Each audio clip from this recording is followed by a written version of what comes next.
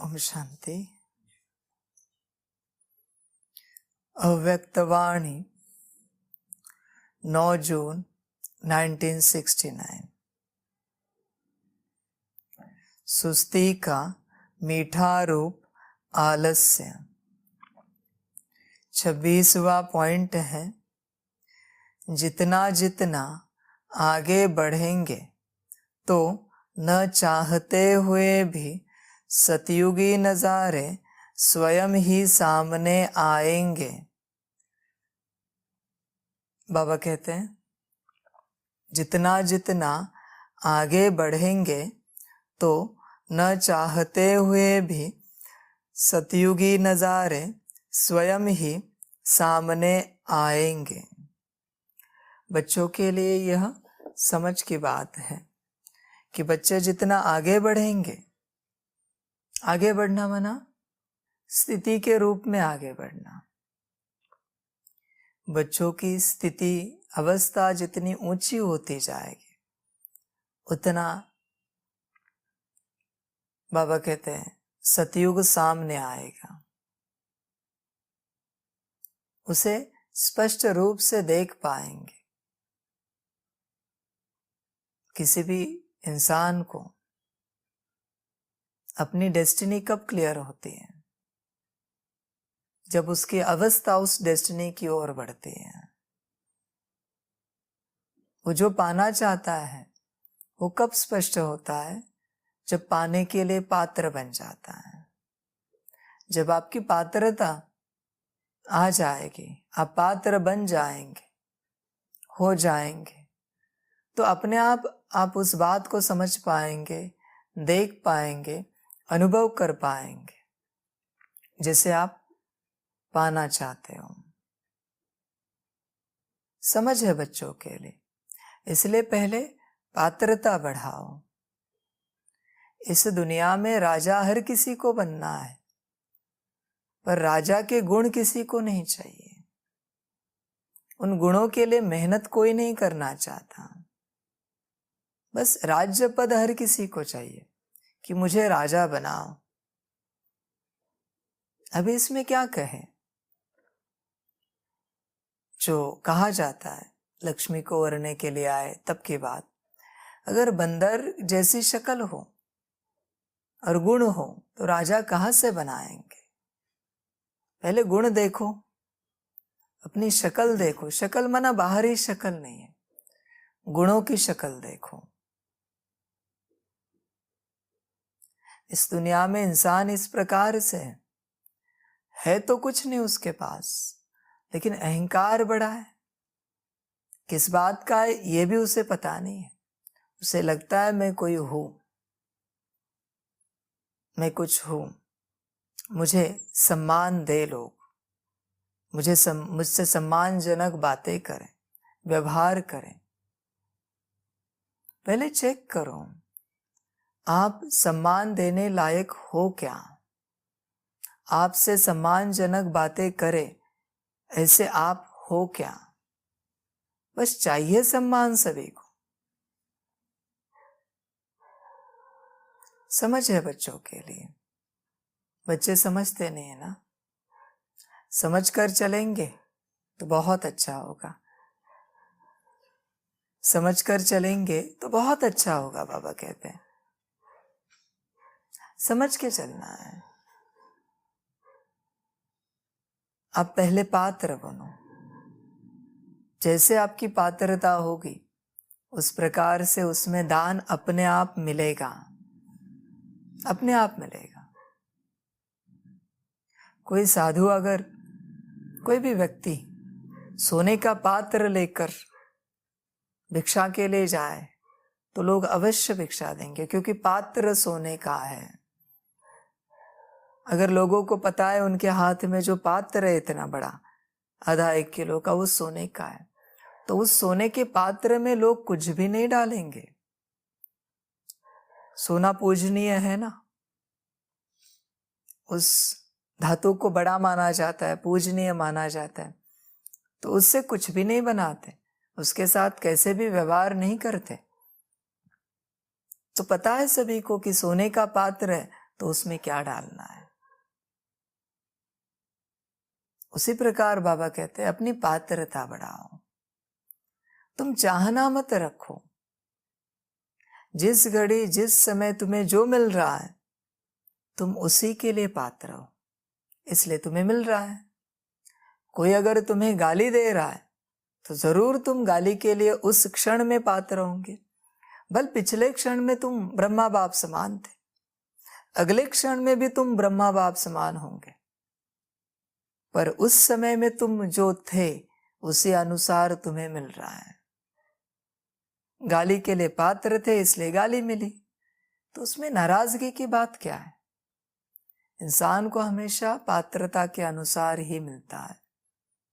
ध्यान रखना इस चीज का, इस बात का। तुम्हें ही पता नहीं है कि तुम्हारी पात्रता क्या है, और तुम चाहना विश्व महाराजन की रखते हो, बहुत बड़ी रखते हो।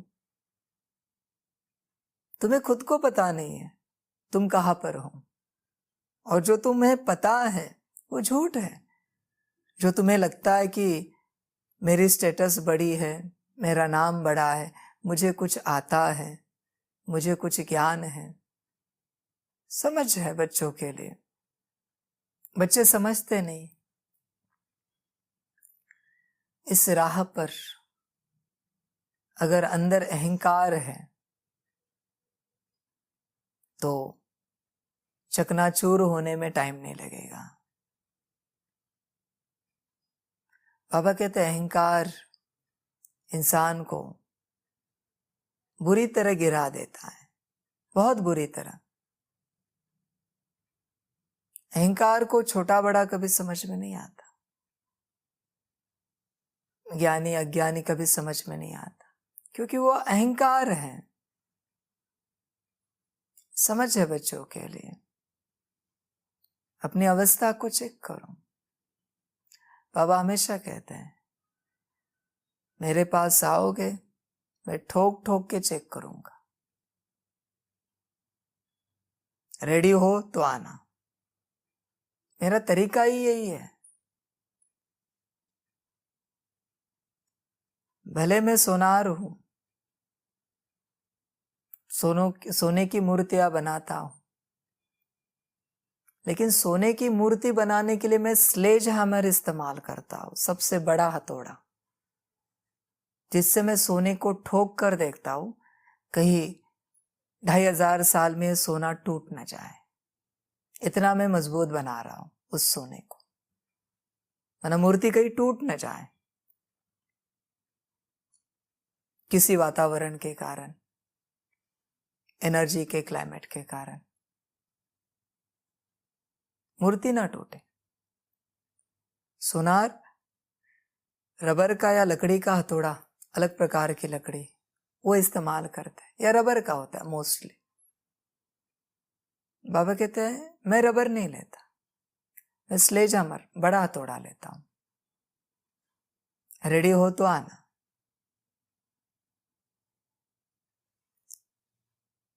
बाबा कहते हैं जैसा कारीगर होगा वैसी तो चीज बनाएगा। मेरा कारोबार बड़ा है, मैं बड़ी चीज बना रहा हूं, आपके हिसाब से लंबे समय तक चलने वाली, टिकने वाली ऐसी चीज मैं बना रहा हूं। मेरी फैक्ट्री में वही चीज बनती है जो लंबे समय तक टिके, लंबे समय तक चले। वो प्रोसेस मेरी है कैसे बनानी। बनना है तो आओ, नहीं बनना है तो बाहर बहुत सारी चीजें रबर के हथौड़े से बना रहे हैं, वो बनो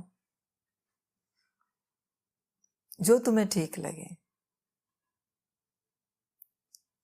इसलिए खामखा गलत फहमी में मत रहो कि तुम कुछ हो। गलत फहमी छोड़ दो। एटलीस्ट बाबा कहते हैं जब मैं हूं ना तब तक तुम्हारी कोई हैसियत नहीं है। इस बात को हमेशा ध्यान में रखना, तुम्हारी कोई हैसियत नहीं, कोई कीमत नहीं। मूर्तिकार के लिए क्या, वो हजारों लाखों करोड़ों मूर्तियां बनाएगा, एक मूर्ति नहीं बनी उसको कोई फर्क नहीं पड़ेगा। उसको ऑर्डर मिली है 33 करोड़ मूर्ति बनाने की, वो बना रहा है, उसमें कोई मटेरियल अच्छा नहीं निकला फेंक देगा, उस चीज को नहीं बनेगी उससे मूर्ति, उसको कोई फर्क नहीं पड़ेगा। 33 करोड़ तो बनेंगी ही बनेंगी मूर्तियां, और तरीका यही है बनाने का। उसमें जो सोना टिकेगा उसकी बनेगी, जो सोना नहीं टिकेगा उसको 1-2 बार भट्टी में डाल के चेक करेंगे, नहीं बना तो उसको फेंक देंगे। उससे सोने का जो बनना है बने। बाबा कहते ये मेरा तरीका है, मुझे सोना भी बेस्ट क्वालिटी का लगता है मूर्ति बनाने के लिए। सोना मना आत्मा की बात है, गुण होने चाहिए कुछ तो। और सबसे पहले मैं स्लेज हैमर से अहंकार को ठोकता हूं, वो सबसे बड़ा अलॉय है। एक बार वो निकल गया ना तो सोना बहुत शुद्ध हो जाता है, लेकिन जब तक वो अंदर है सोना पकड़ नहीं ले पाएगा मूर्ति बनने के लिए। इसलिए पहले मैं वो निकालता हूं, अहंकार का अलॉय। समझ है बच्चों के लिए। इसलिए अवस्था को चेक करते रहो। समय आगे बढ़ रहा है, समय के साथ तुम भी आगे बढ़ो। तुम आगे बढ़ेंगे तो तुम्हारा ही कल्याण होगा। मूर्तिकार भी क्या करता है, कुछ मूर्तियां होती है 8, 108, 1008, 16,108, 9 लाख, इन मूर्तियों को बेहतरीन तरीके से बनाता है क्योंकि पहले पीस है, पहली मूर्तियां है दुनिया की। उसके बाद वो इतना ध्यान नहीं देता। फिर वो क्या करता है, दूसरे कारीगरों को लगाता है, आप बना दो ये बाकी की मूर्तियां, देखो इस प्रकार से बननी चाहिए, आप बना दो बाकी की। तो कारीगर बना देते बाकी की मूर्तियां, पर मुख्य मूर्तियां है वो खुद बनाता है, क्योंकि जिनसे शोभा बढ़ने वाली है।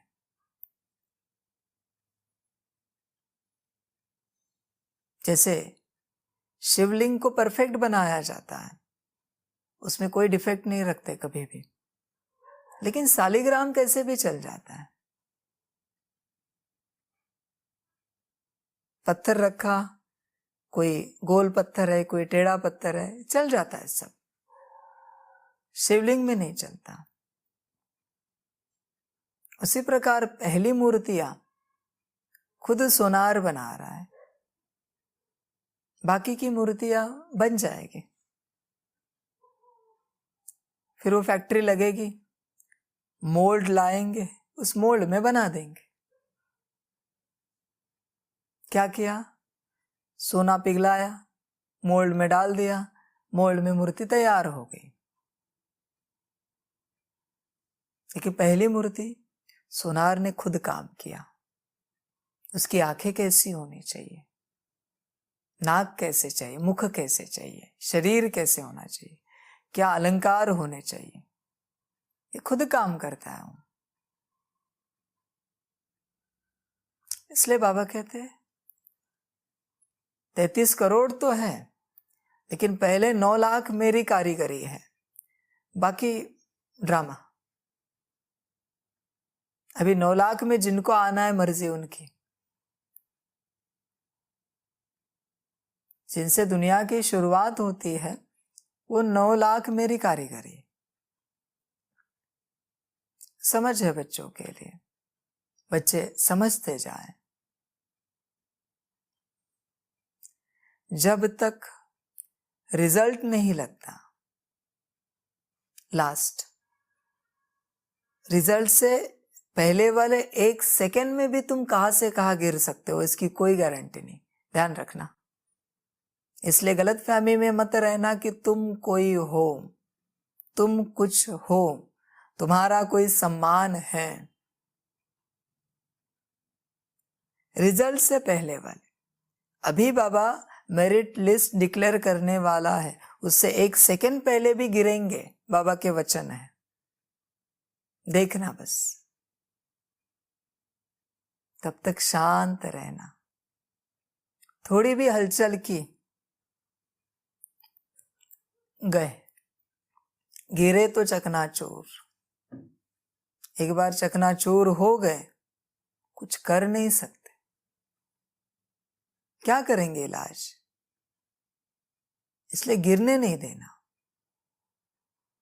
रिजल्ट तक यही समझना, तुम कुछ नहीं हो, तुम सिर्फ गालियों के लायक हो, अपमान के लायक हो, बुरे के लायक हो। तुम स्तुति के लायक बिल्कुल नहीं हो, सम्मान के लायक बिल्कुल नहीं हो, अच्छे तो बिल्कुल ही नहीं हो। यही समझ कर चलना।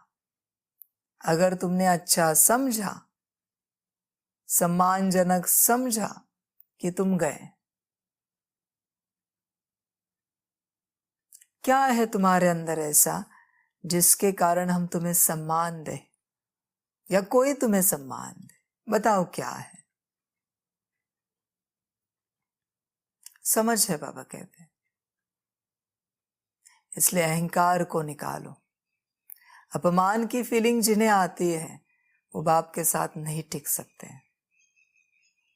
नहीं टिक सकते, क्योंकि वो टूट रहे हैं ना। वो मेटल टूट रहा है, वो गोल्ड। बाबा कहेगा अगर वो बहुत ज्यादा ब्रिटल है, टूट रहा है, तो मेरे काम का नहीं है वो।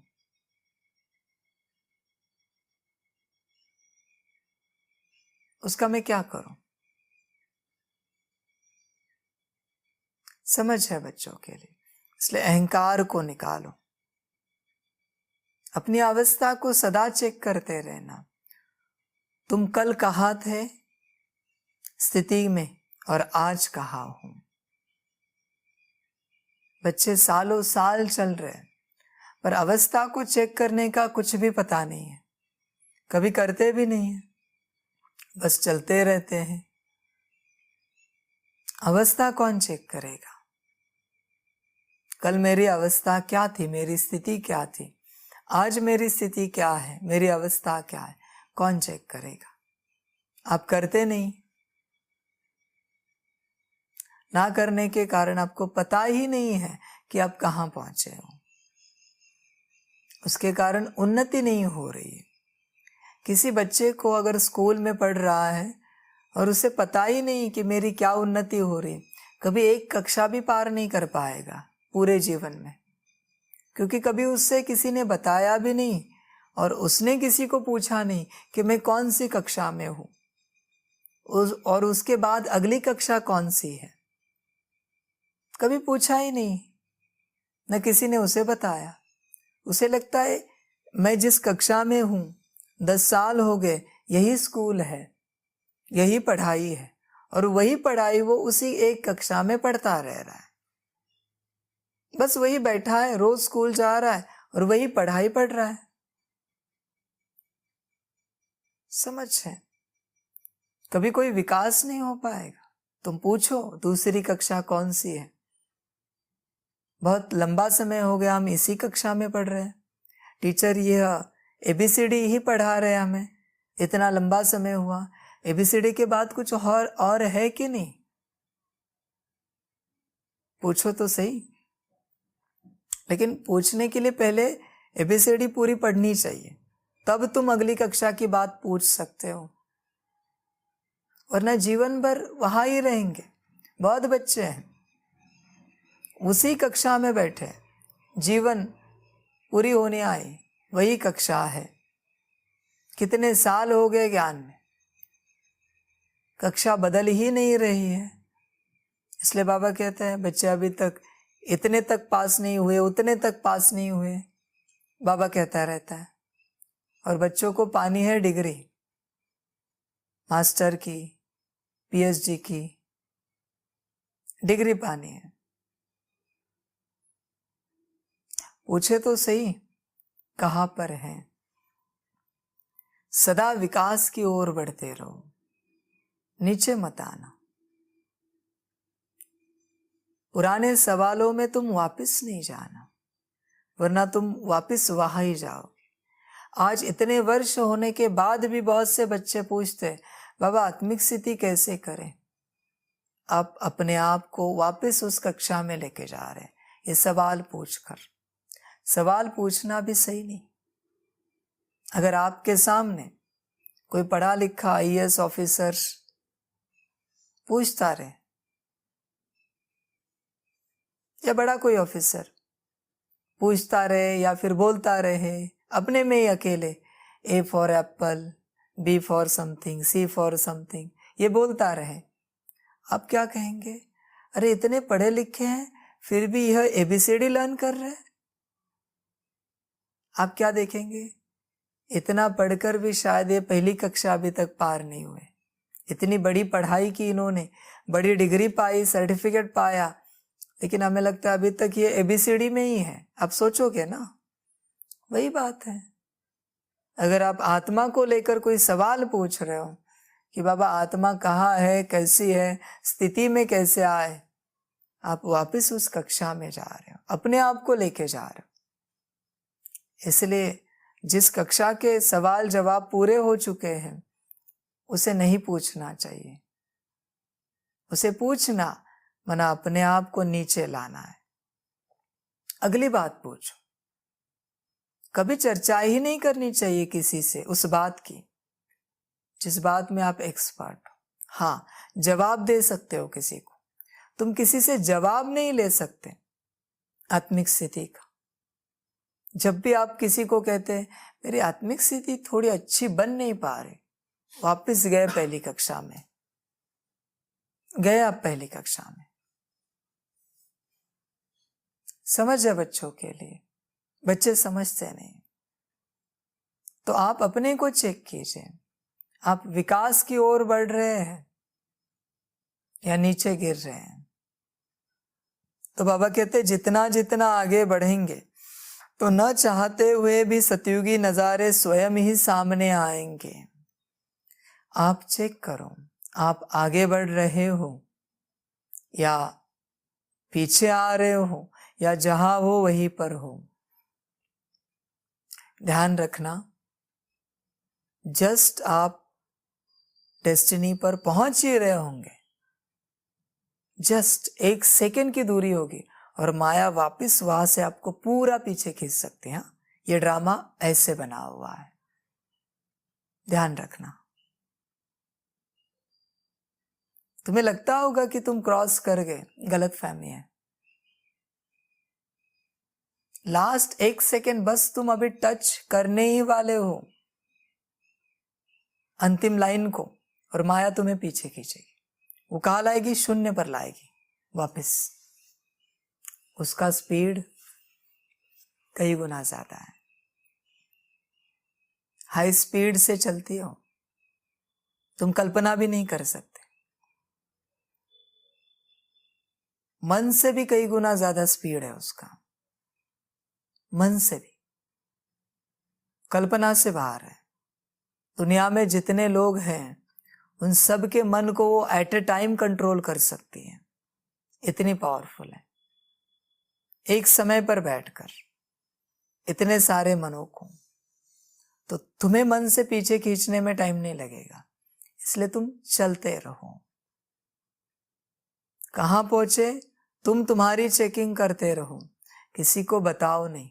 तुमने बताया कि हम यहां पहुंचे, माया को पता चला, माया पहुंच गई और तुम्हें वापस शून्य पर खींच लिया, क्योंकि तुमने बता दिया। बताना मना क्या, मुख से बताना तो अलग बात है, मन में भी सोच लिया कि मेरी स्थिति बहुत अच्छी हो गई, कॉन्ग्रेचुलेशन, अभी शून्य पर जाओ, वापस से स्थिति बनाओ। तुम्हें मन में जरा भी लगा ना, संकल्प भी आया कि मेरी स्थिति अभी बहुत अच्छी हो रही है, गए तुम, गए काम से। तुम्हें बस चलना है, तुम्हें चलते रहना है। ये खेल ही ऐसा है, जिसको लगा वो गया। जिसको लगा वो गया। तुम अगर बन भी गया भी ब्रह्मा बाप समान, और तुम्हें अगर लगा भी कि तुम ब्रह्मा बाप समान बने, तुम गए शून्य पर। मिलेगा सब कुछ, लेकिन तुम अपने आप को लगा नहीं सकते कि मुझे लगता है मुझे ये सब मिल गया। अपने आप के लिए नहीं कह सकते, तुम गए काम से। शून्य सब। माया को बनाया ही इस तरीके से है, जिसको लगा वो गया। इसलिए बस चलते रहो, अपनी स्थिति चेक करो और चलते रहो। थोड़ा भी लगा कि मेरी स्थिति बहुत अच्छी है आज, बस रुकना 1 मिनट, 1 सेकंड के बाद देखो क्या होता है। तुम चलते रहो तुम्हारी स्थिति में। माया किससे लड़ती है? महारथियों से। तुम्हें लगा ना तुम्हारी स्थिति बहुत अच्छी है, तो उतनी ही पावरफुल बन के माया तुम्हारे सामने आएगी। लड़ो, अभी करो लड़ाई। तुम्हें अगर लगता ही नहीं कि तुम्हारी स्थिति अच्छी है, जो कुछ है बाबा ने रखी है, ड्रामा ने रखी है, तो माया नहीं आएगी। जहां ड्रामा और बाबा है वहां माया नहीं आती। जहां तुम हो खुद, वहां माया आती है। और अभी लड़ो।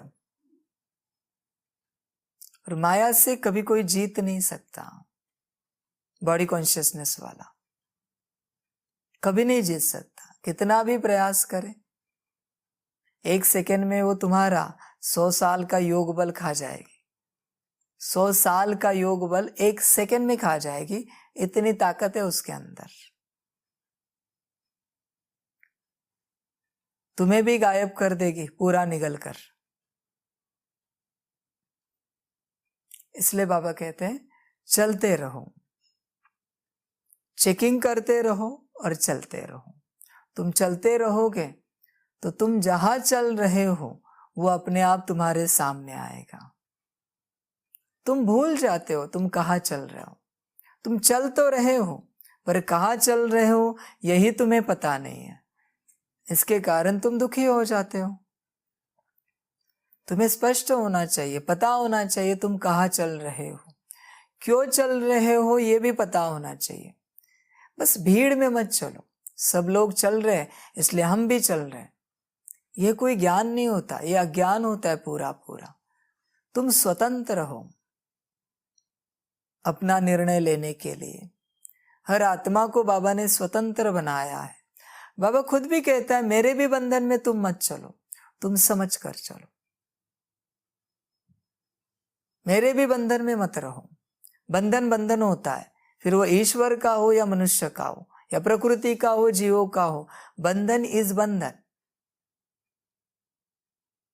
बंधन में कभी नहीं चलना, क्योंकि बंधन में कभी विकास नहीं होता। जब निर्बंधन रहेंगे तभी विकास होगा। बंधन में कभी नहीं हो सकता। किसी बकरे को अच्छा खाना खिलाओ और सामने शेर को बांध के रखो, देखो क्या होता है। कितना भी अच्छा खाना खिलाओ उसको, सामने शेर है ना, उस बकरे का कभी विकास नहीं हो सकता। उसको पता है शेर अगर छूट गया तो मैं जाऊंगा। यही तो बाबा कहते हैं माया का खेल है। बंधन में मत रहो। बंधन बंधन होता है, ध्यान में रखना। अपना विकास चेक करते रहना, अपनी स्थिति चेक करते रहना, हर सेकंड, हर मिनट, हर घंटे।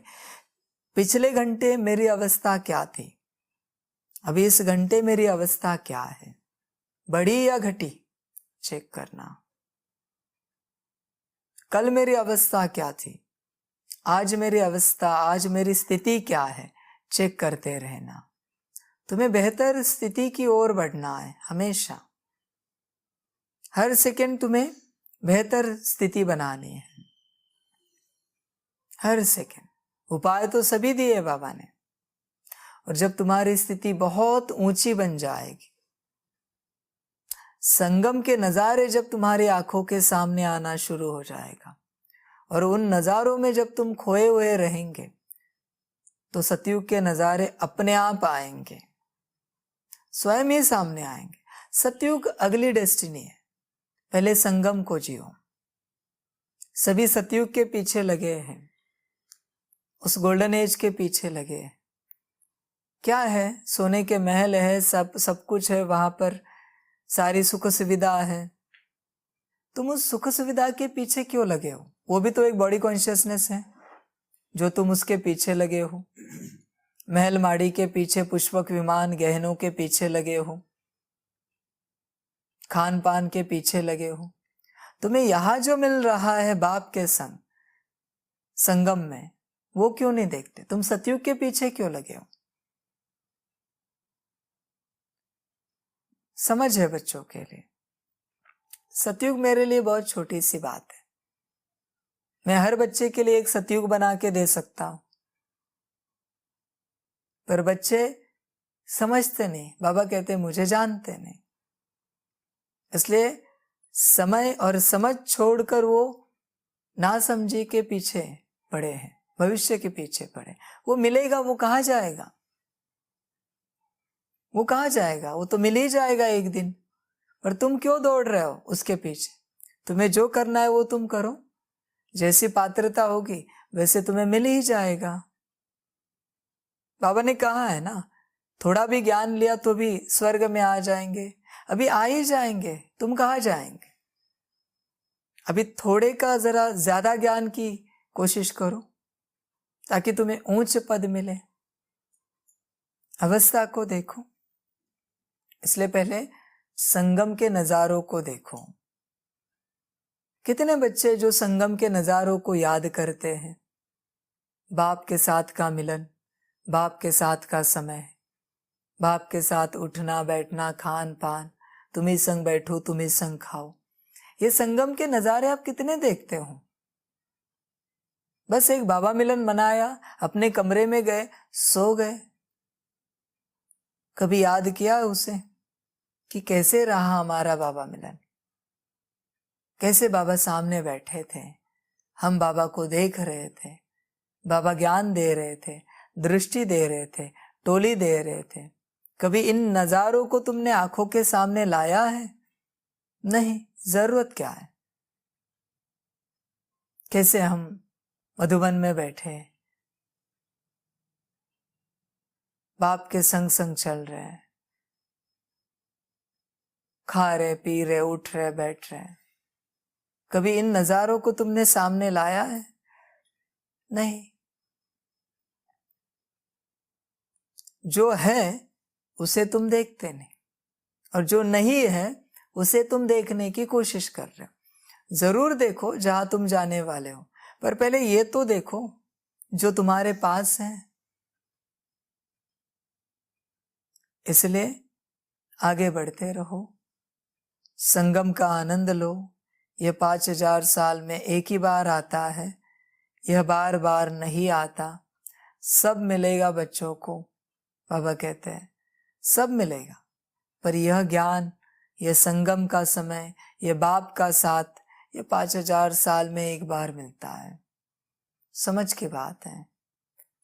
यह संगम मिला है आत्मा की उन्नति के लिए, पूरे कल्प भर के लिए। संगम और संसार चॉइस आपकी है। बाबा कहते चॉइस आपकी है। 100 साल का है और उस 100 साल से 5000 साल की प्राप्ति है संगम। दूसरा 100 साल का है और उससे प्राप्ति कितनी होगी आप ही जानो, संसार। इसलिए क्या चाहिए? मर्जी बच्चों की। इस समय को भोगो, इसका आनंद लो। सतयुग के नजारे अपने आप सामने आएंगे। यहाँ का एक एक सेकंड अनमोल है। आगे चलकर तुम्हें पता चलेगा, बाबा कहता था यहाँ का एक सेकंड वहां के 1 साल के बराबर है। और तुम्हें जब पता चलेगा तुमने इतने सेकंड्स गवाए और फिर हिसाब लगेगा कि इतने साल गए, फिर पता चलेगा। बाबा ने ऐसे नहीं कहा कि अंत समय में बच्चे खून के आंसू रोएंगे, देखना किस कारण से रोएंगे। बाबा कहते मैं अभी नहीं बताऊंगा, तुम देखना डायरेक्ट क्यों रोएंगे, तुम्हें ही पता चलेगा। अंत में कोई रिश्ता नहीं रहेगा, कोई संसार नहीं रहेगा, कोई पद पोजीशन नहीं रहेगी। हर आत्मा इंडिपेंडेंट होगी, हर आत्मा। कभी किसी के पति रोएंगे तो पत्नी हंसेगी, कोई रिश्ता नहीं होगा एंड में। हंसने वाली आत्मा ही है दूसरी आत्मा पर।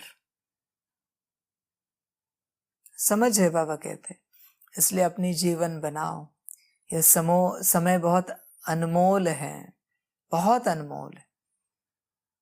इसको तुम कुछ भी करके रिवर्स नहीं कर सकते, नहीं पा सकते। इसलिए जितना मिले भरपूर हो जाओ और अपने को भरपूर करते रहो। अच्छा, ओम शांति। सभी बच्चों को बाप की पदम गुणा याद, प्यार, गुड नाइट और नमस्ते।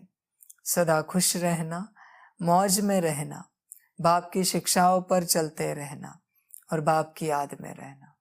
अच्छा, ओम शांति।